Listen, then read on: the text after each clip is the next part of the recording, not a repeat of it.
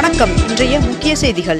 தமிழகத்தில் கூட்டுறவுத்துறையில் நியாய விலை கடை விற்பனையாளர்கள் மற்றும் கட்டுநர்களுக்கு 15% ஊதிய உயர்வு வழங்கி அரசாணை பிறப்பிக்கப்பட்டுள்ளது.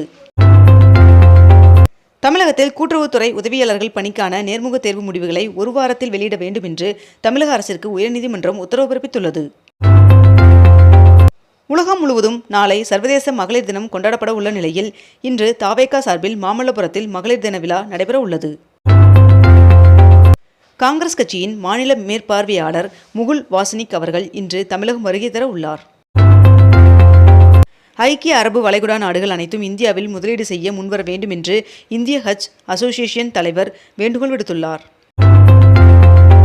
தமிழ்நாட்டில் அதிகபட்சமாக நேற்று வேலூரில் 104 டிகிரியும் அரக்கோணத்தில் 100 டிகிரி வெப்பம் பதிவாகியுள்ளது. பொள்ளாச்சி பாலக்காடு இடையே புதிய மெமு ரயில் சேவை இயக்க ரயில்வே அமைச்சகம் ஒப்புதல் வழங்கியுள்ளது. சென்னையில் இன்று நடைபெறும் இசை நிகழ்ச்சிக்கான ஸ்பான்சர் பயணச்சீட்டுகளுக்கு மெட்ரோவில் தடையில்லா பயணம் மேற்கொள்ளும் வசதியுள்ளதாக அறிவிக்கப்பட்டுள்ளது.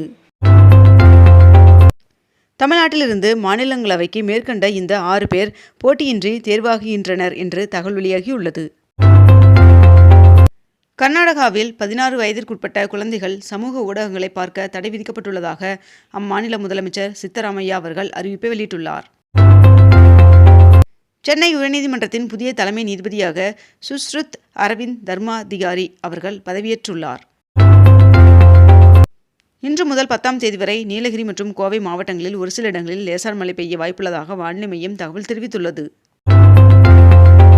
தமிழக ஆளுநராக உள்ள ஆர்.என். ரவி அவர்கள் மேற்கு வங்க ஆளுநராக மாற்றப்பட்டுள்ளார். அமெரிக்கா, இஸ்ரேல், ஈரான் இடையே போரை நிறுத்துவதற்கு மத்தியஸ்தம் செய்வதற்கு தயார் என்று சீனா அறிவித்துள்ளது. 22 கேரட் ஆபண தங்கத்தின் விலை சவரனுக்கு 1280 ரூபாய் குறைந்து ஒரு சவரன் 1,19,680 ரூபாயாகவும் 1 கிராம் 14,960 ரூபாய்க்கும் விற்பனை செய்யப்பட்டு வருகிறது. இதனைத் தொடர்ந்து 1 கிராம் வெள்ளியின் விலை கிராமிற்கு 5 ரூபாய் குறைந்து 1 கிராம் வெள்ளி 290 ரூபாய்க்கு விற்பனை செய்யப்பட்டு வருகிறது.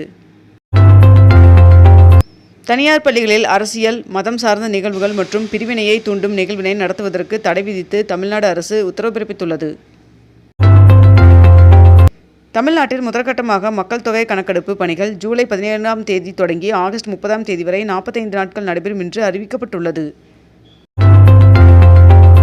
மகளிர் தொழில் முனைவோர் மேம்பாட்டு திட்ட பயனாளிகளுக்கு 2 லட்சம் மானியம் கொடுக்கும் திட்டத்தை முதலமைச்சர் மு.க. ஸ்டாலின் அவர்கள் தொடங்கி வைத்தார். திருநள்ளாறில் சனிப்பெயர்ச்சி விழாவை முன்னிட்டு இன்று காரைக்காலில் உள்ள பள்ளி மற்றும் கல்லூரிகளுக்கு விடுமுறை அறிவிக்கப்பட்டுள்ளது. முதலமைச்சர் மு.க. ஸ்டாலின் அவர்கள் மீனவர் நலத்துறை சார்பில் 8 முடிவற்ற பணிகளை திறந்து வைத்து 13 புதிய திட்டப்பணிகளுக்கு அடிக்கல் நாட்டினார். சென்னை மெட்ரோ ரயில் நிலையங்களிலிருந்து பல்வேறு இடங்களுக்கு இணைப்பு சேவையை வழங்க 220 ஏசி மின்சார சிற்றுந்துகளை முதற்கட்டமாக கொள்முதல் செய்ய தமிழ்நாடு அரசு அனுமதி வழங்கியுள்ளது. பிரான்ஸ் அதிபர் இம்மானுவேல் மேக்ரான் அவர்களுடன் பிரதமர் நரேந்திர மோடி அவர்கள் தொலைபேசியில் பேசினார். முதலமைச்சர் மு.க. ஸ்டாலின் அவர்கள் புதிதாக 6 நவீன நெல் சேமிப்பு வளாகங்களை திறந்து வைத்தார். இன்று சனிப்பெயர்ச்சி நிகழ்வை ஒட்டி இன்றும் நாளையும் சிறப்பு ரயில்களை தெற்கு ரயில்வே அறிவித்துள்ளது. மேற்கு வங்க ஆளுநர் ஆனந்தா போஸ் அவர்கள் தனது பதவியை ராஜினாமா செய்தார். 3 புதிய அரசு தொழிற்பயிற்சி நிலைய கட்டடங்களுக்கு முதலமைச்சர் மு.க. ஸ்டாலின் அவர்கள் அடிக்கல் நாட்டினார். தமிழ்நாட்டில் ராஜ்யசபா தேர்தலுக்கான காங்கிரஸ் வேட்பாளராக கிறிஸ்டோபர் திலக் அவர்கள் அறிவிக்கப்பட்டுள்ளார். மாநிலங்களவை தேர்தலில் போட்டியிட பீகார் முதலமைச்சர் நிதிஷ்குமார் அவர்கள் வேட்புமனு தாக்கல் செய்தார். புதுச்சேரியில் உயர்த்தப்பட்ட பயிர் உற்பத்தி மானியம் 2026-27ஆம் ஆண்டு முதல் அமலுக்கு வருகிறது என்றும் பயிர் வகைகள் எள்ளுக்கு 6000, பாரம்பரிய நெல் வேர்க்கடலை மானியமாக 7000 ரூபாய் வழங்கப்படும் என்றும் தெரிவிக்கப்பட்டுள்ளது. ஈரான் இஸ்ரேல் போர் காரணமாக இந்தியாவிலிருந்து வளைகுடா நாடுகளுக்கு முட்டை ஏற்றுமதி முற்றிலும் நிறுத்தப்பட்டுள்ள நிலையில் நாமக்கல்லில் உள்ள 1100 கோழி பண்ணைகளில் சுமார் 20 கோடிக்கும் அதிகமான முட்டைகள் தேக்கமடைந்துள்ளதாக தகவல் தெரிவிக்கப்பட்டுள்ளது. 1000 பேருக்கு வேலைவாய்ப்பு வழங்கும் வகையில் 5300 கோடி ரூபாய் முதலீட்டில் MRF தொழிற்சாலை அமைக்க முதலமைச்சர் மு.க. ஸ்டாலின் அவர்கள் முன்னிலையில் ஒப்பந்தம் மேற்கொள்ளப்பட்டது. புதுச்சேரியில் மகளிருக்கான மாத உதவித்தொகை 2 மாதங்களுக்கு சேர்த்து 5000 ரூபாயாக வழங்கப்படும் என்று அறிவிக்கப்பட்டுள்ளது. தேமுதிகவின் மாநிலங்களவை வேட்பாளராக அக்கட்சியின் பொருளாளர் எல்.கே. சுதீஷ் அவர்கள் போட்டியிடுகிறார். 2030ஆம் ஆண்டில் தமிழ்நாடு $1 டிரில்லியன் பொருளாதார மாநிலமாக உயரும் என்று தமிழ்நாடு அரசு தகவல் தெரிவித்துள்ளது.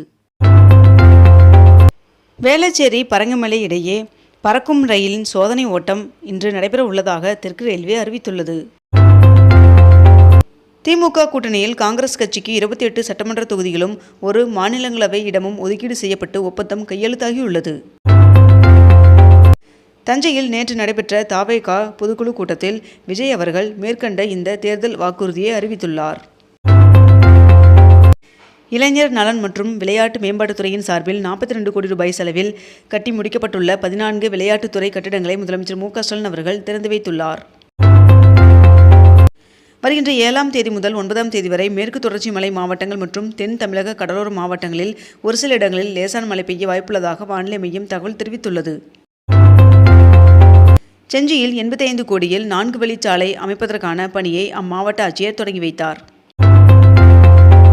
அமெரிக்கா, இஸ்ரேல் மற்றும் ஈரான் இடையிலான மோதலை தொடர்ந்து இந்திய பங்குச்சந்தையில் ஏற்பட்ட 2 நாள் சரிவில் முதலீட்டாளர்கள் 16 லட்சம் கோடி ரூபாய் அளவிற்கு இழப்பை சந்தித்துள்ளனர் என்று தகவல் வெளியாகியுள்ளது. சிற்பக்கலைகளில் திறமை மிக்க 6 கலைஞர்களுக்கு கலைச்செம்மல் விருதுகளை அமைச்சர் சாமிநாதன் அவர்கள் வழங்கினார். காவல்துறையின் சார்பில் 75 கோடி ரூபாய் செலவில் கட்டப்பட்டுள்ள கட்டிடங்கள் மற்றும் திறன்மிகு வகுப்பறைகள் ஆகியவற்றை முதலமைச்சர் மு.க.ஸ்டாலின் அவர்கள் திறந்து வைத்தார். சென்னையில் 63 கோடியில் கட்டப்பட்ட கலைஞர் அரங்கத்தை முதலமைச்சர் மு.க.ஸ்டாலின் அவர்கள் திறந்து வைத்தார்.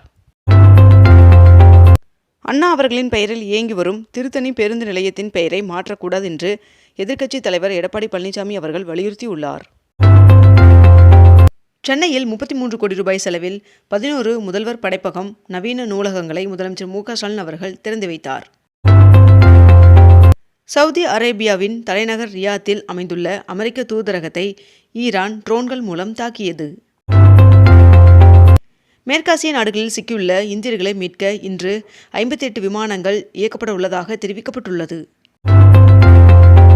பொள்ளாச்சி அடுத்த ஆனைமலை மாசாணியம்மன் கோவில் உண்டியலில் பக்தர்கள் காணிக்கையாக 89 லட்சம் ரூபாய் செலுத்தியுள்ளனர் என்று தெரிவிக்கப்பட்டுள்ளது. அமெரிக்காவும் இஸ்ரேலும் தாக்குதலை தொடங்கியதிலிருந்து இதுவரை ஈரானில் 787 பேர் கொல்லப்பட்டுள்ளதாக ஈரானிய ரெட் கிரசன்ட் அமைப்பு தெரிவித்துள்ளது. டிஎன்பிஎஸ்சி குரூப் 2 மற்றும் 2A பதவிக்கான தேர்வு வருகின்ற 15ஆம் தேதி நடைபெற உள்ளது.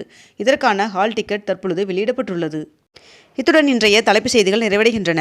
மேலும் இதுபோன்ற அண்மை தகவல்களை உடனுக்குடன் தெரிந்து கொள்ள அக்னிபூ சேனலை சப்ஸ்கிரைப் செய்து கொண்டு தொடர்ந்து இணைந்திருங்கள். நன்றி, வணக்கம்.